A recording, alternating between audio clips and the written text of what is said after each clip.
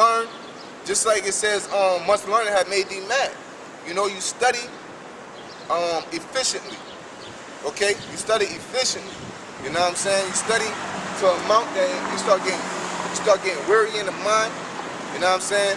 That you just chill out. Okay? And don't not study at all, but don't study too much, because you can get, like I was talking to this one guy. He was in his truth. He just woke up and he reading. I tell him I always tell him, first thing I tell him is read the books of Moses. All right, call you the next day. You read all the books of Moses. You're overdoing it, man, because you ain't retain all that in that short period of time. It depends on the spirit, how the Spirit of the Lord has on you. Sometimes you can. You know, it's not impossible. All right, but most likely you ain't retain it. But long story short, I call him a week later, or he called me a week later, talking about planning the guru and chakras and all this shit, and he's like convinced. And he's talking to me like I've been on this for the longest. He's talking about Nephilims, giants, and all that. I'm like, man, you gotta stick to the scriptures, stick to the basics. Okay, all that extra shit is a waste of time, man. You know what I'm saying? You just like I always go back. As soon as I spoke about fighting, it clears it up. Fighting clears it up for me. All right, just like boxing, any type of sport. If you know, revving up a punch. You trying to hit a person real hard, so you revving up basically, you cocking back real hard, or cocking way back to hit that person hard. That's being extra. You trying to hit them hard, so basically you being extra trying to hit them hard is making you obvious, and you ain't gonna never hit them at all. Whereas if you just do it the right way, don't hit light, hit solid, but just throw it how you were trained to do, straight out, and you'll hit them more effectively, and you have a higher chance of knocking them out because they won't be ready for the punch. You know what I'm saying? So that's an example of being extra. Okay? Anderson Silva, when he got knocked out by Chris Weidman, he was being extra. You know, instead of just dodging the punches properly, he was being extra. All right? And that caused an effect. And the hidden agenda was behind that, either because he got tired of just whooping on people, his mind went in there, all right? Or he just got proud. Okay? But there's a hidden agenda behind why he was fighting like that, man. All right? And it's not all that hidden. It's like obvious once you really look at a person and you know their background. Okay? Go ahead. It says, why shouldest thou destroy thyself? Why shouldest thou destroy thyself? So basically, do what you're supposed to do. Do your job, man. You know? Like, it's cases all over, man. Every day I see it. You know, I go to work. I work with this one person. We all family in the job, right? And I go in there. My relative is the head guy. All right.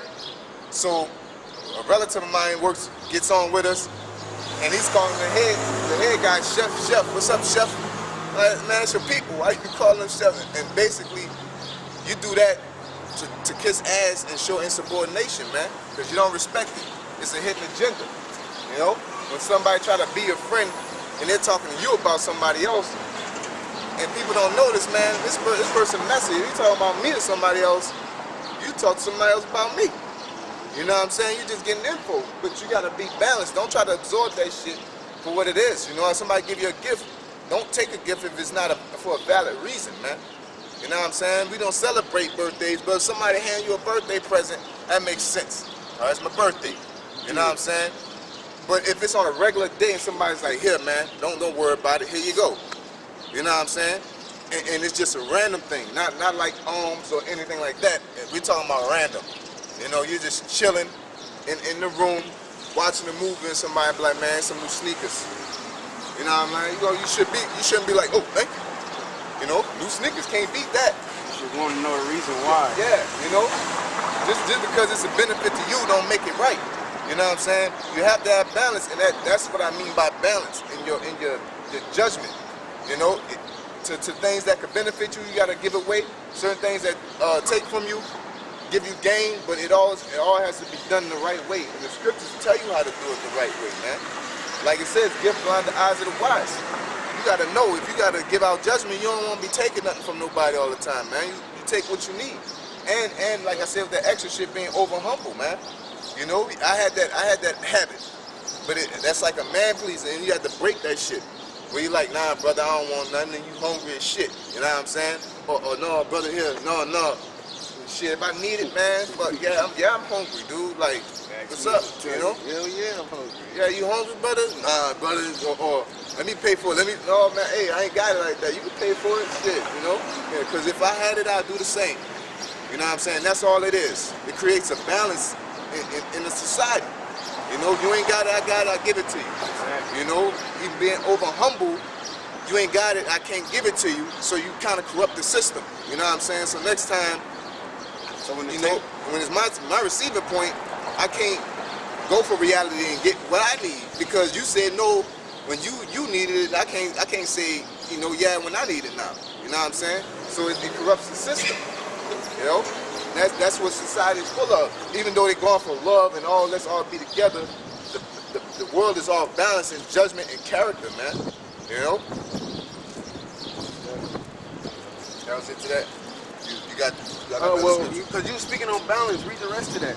Because we went over the over-righteous part, so, you know, it's only right that we get the second part of it. This is Ecclesiastes 7:17. Be not overmuch wicked, neither be thou foolish. Yeah, neither be thou foolish. You know what I'm saying? Don't dig too deep into shit. You know what I'm saying? But don't dig at all. You know what I'm saying? Like they say, innocence is bliss. Don't be stupid. You know what I'm saying? Don't be that. Don't be that. You know, you just look anything, whatever. You know, it's whatever. You know, what I see. You know what I'm saying? Sometimes whatever you see, sometimes you gotta dig. You know, but you gotta. Your spirit gotta be really in tune with the Lord for them vibrations to send an alert to you to say, man, you know, something ain't right about that. You know, and the only way you get a communication with the Lord, a guidance or oracle from the Lord is through the scriptures. You have to, scriptures say, meditate upon the Lord day and night. You know what I'm saying? Why are you meditating? Because everything you do is working toward your salvation, working toward your representation toward the Lord, man. Showing the Lord how much you love him. So if you ain't doing those scriptures, it comes time to it comes time to be a warrior, and you acting like you all humble and shit. You know, it comes time for you to be humble when you acting like you're a warrior. You know what I'm saying? Because you ain't reading the scriptures. You know, when it says fight for the Lord. You know, and you acting all timid and shit. You know what I'm saying? Like Nate. Let's get on Nate. He's an unbalanced demon. Anybody that a demons are unbalanced anyway, so it's easy to pick at him. You know what I'm saying? Where Nate, he's on GMS all the time, right? GMS, you know, not all the time. He just started doing this thing because he got mad because we started getting on his ass repetitively, as such we're doing now. But he's unbalanced in his judgment, and anything he could find, he just spits it out there. Not anything honest, but guess what? This is the unbalanced thing about it. He ain't say nothing about the elders until the elders said something about him. Okay? And that like the scriptures say, it says, what it says about, I think it's like 33 or something like that. I said Bible. You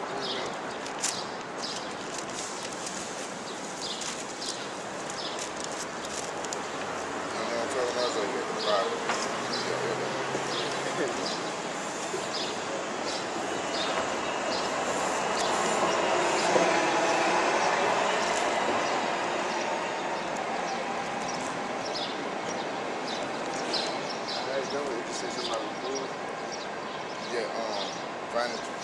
Not that kind of situation.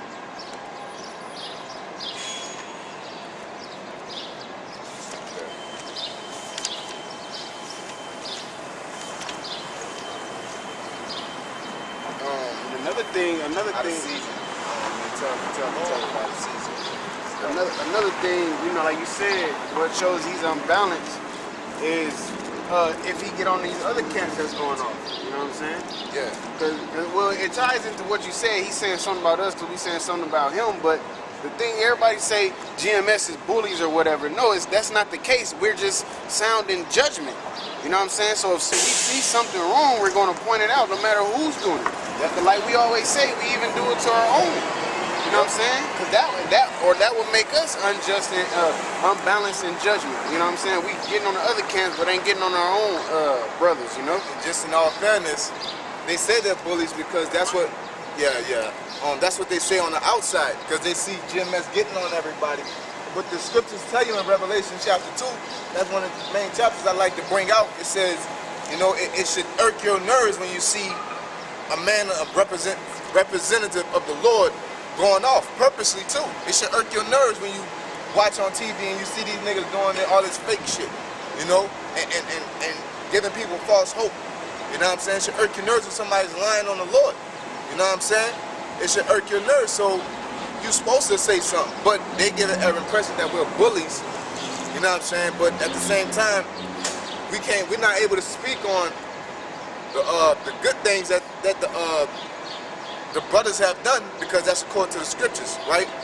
So, but it's a balance. I have personally, you know, and we have witnessed plenty of them. Every Passover, you know, every time we done went out there, every time we done dealt with them, it's been balanced, man. You know, they say what they have to say. You know, we joke. If you going off there, let you know. We let each other know. All right? It's basically balance, man. Just because you're a brother, you don't mean you treat a person nice, man. Because if you really got love for that person, you'll be balanced with him to keep him clean, man. Okay? If you are nice, you know what I'm saying? What the scripture saying? Give me Ezekiel. You got something? You got that? Okay, yeah, read that for me real quick. Then in Ezekiel it says, if you don't judge, you shall be judged. You know what I'm saying? You know what I'm talking about? Oh, you talking about chapter 2 or 3. Yeah, 2 or 3. This is Ecclesiasticus chapter 20 and verse 19. An unseasonable tale will always be in the mouth of the unwise. The unseasonable tale will always be in the mouth of the unwise. Like Nate, basically all that shit he's coming out with, it ain't in season and it's pointless, man. Okay? You waited till the elders had something to say about you, then you got something to say. Alright? When they've been saying this for years, you know, if it's so wicked for all this to be going on, when you would introduce as Elder Nate, self-proclaimed Elder Nate, that should have been a subject, a little 15 one-part video subject at least once a month. You ain't had nothing to say until the elders continuously got on you and battered you down. Same as Baloo, same as Azar. Alright, you going out, you doing the work, you giving alms. Alright? Now all of a sudden that you part ways, you got all this dirt on somebody, man. Alright, you got all this dirt and GMS this, GMS that, GMS this, GMS that. You know what I'm saying? Because you got a vendetta. You're bitter, man. You got the spirit of a woman, man. Women are bitter like that, man.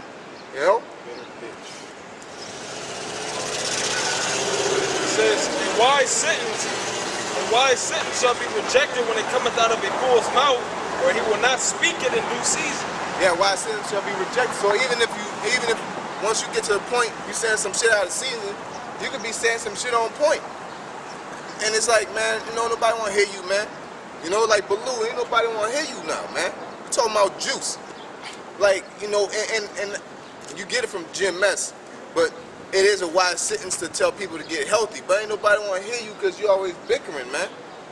You know, out of season. It feels basically in season. It feels wrong that what we're doing, or what you say, what you claim that we're doing, because we're not doing that. We tell y'all over and over, we're not out here raping little girls. All right, the scripture said you can do it. It's not rape little girls. You can rape a woman that has a flower, that is not betrothed, that is not married. Okay, let's clear that up. But y'all say we like to rape 12-year-olds. You know, we never said that.